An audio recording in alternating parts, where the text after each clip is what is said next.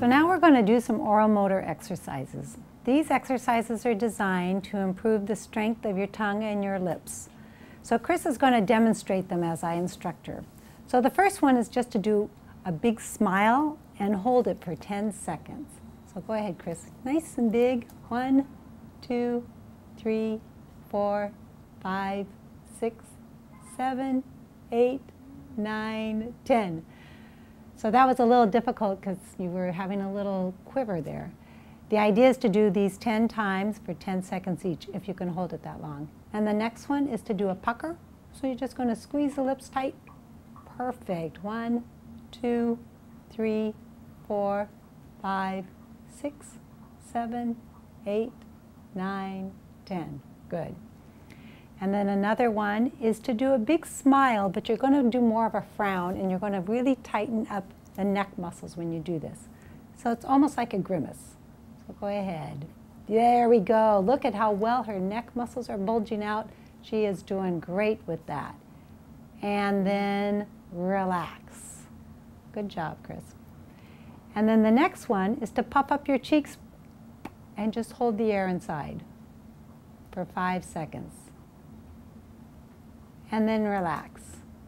So you don't want to do this for more than 5 seconds because it can raise your blood pressure, and we don't want to do that if you've had a stroke. So the next one to do is to wrinkle the upper lip like something smells bad, so the lip and the nose are both moving. So can you do that? Wrinkle it up and hold it steady. 2, 3, 4, 5, 6, 7, 8, 9, 10. Good, good. And then you're going to do one where you're going to squeeze your eyes and mouth closed tight so that the whole face is in contraction. So do that. Squeeze everything and hold it steady. And then relax. This one you only have to hold for 5 seconds. And then there's one more where you puff up your cheeks and you transfer air from one side of the cheek to the other. So from the right to the left. Great. Can you do it again? Good. All right. So those are exercises for the face. Now we're going to do some exercises for the tongue. So the first one is to just hold the tongue out straight and steady. So let's see if you can do that, Chris. And hold it steady for 10 seconds. 2, 3, 4, 5, 6, 7, 8, 9, 10. Good. That looks good. So the next one is to lift the tongue out and up towards the upper lip and to hold it steady. Again for 10 seconds. 2, 3, 4, 5, 6, 7, 8, 9, 10. And Chris is doing a good job of having the tongue do the work and not using her jaw to hold the tongue up. The next one is to lift the tongue up, scrape it along the roof of the mouth as if you're scraping peanut butter off. And when you get to the back, you're going to push up hard with your tongue. So try that. And the tongue goes back, and then you push hard. 2, 3, 4, 5, 6, 7, 8, 9, 10. Excellent. And when you're doing that, Chris, I could see the muscles under your chin were tightening up, and that's what we want to happen with that one. The next one is to lick your lips in a circle. This works on coordination. So open your mouth and lick your lips all the way around. Great. So you want to do this 10 times in a row, but we're not going to have Chris do that. And then the other direction, Chris. Good. That looks great. And you can relax. And then we're going to do a tongue push, where you push your tongue out against the tongue blade for 10 seconds. So nice and strong, straight out. 1, 2, 3, 4, 5, 6, 7, 8, 9, 10. Great. So you can do those exercises as your speech pathologist requests you to do them. Some other ones that will help with speech are to just practice saying some sounds like pa pa pa pa pa pa pa pa pa pa pa pa pa. So go ahead, Chris. Pa pa pa pa pa pa pa pa pa pa pa pa pa pa pa pa pa. Good. And then the same thing with the T sound. Ta ta ta. Ta ta ta ta ta ta ta ta ta ta ta ta ta ta ta. And then with the K sound, ka ka ka. Ka ka ka ka ka ka ka ka ka ka ka ka ka ka ka.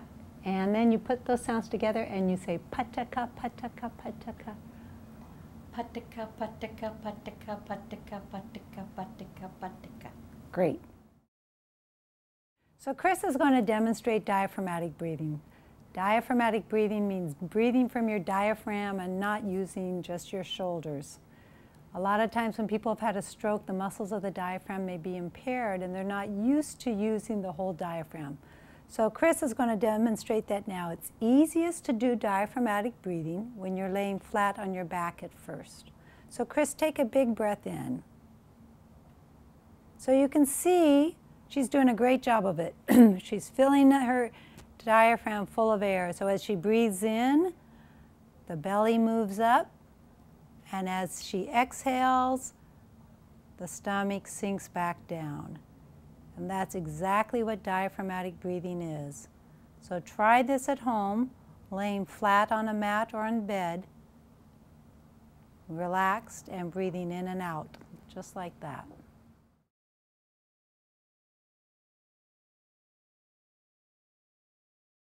Now we're going to show you facial icing.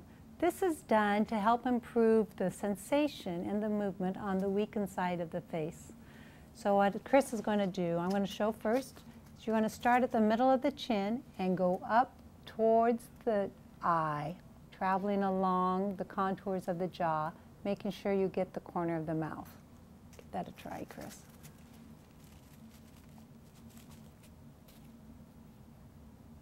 See how she's going nice and slowly? That's great. And she's getting the corner of her mouth and she's starting at the chin and working her way up. The idea is you do that 10 times in a row or until your hand gets frozen. So then you can put that down, Chris. And then you do some tapping on that side of the face.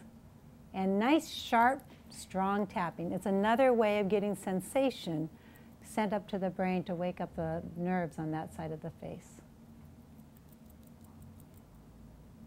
So you do the tapping for about a minute, and then you do the icing again.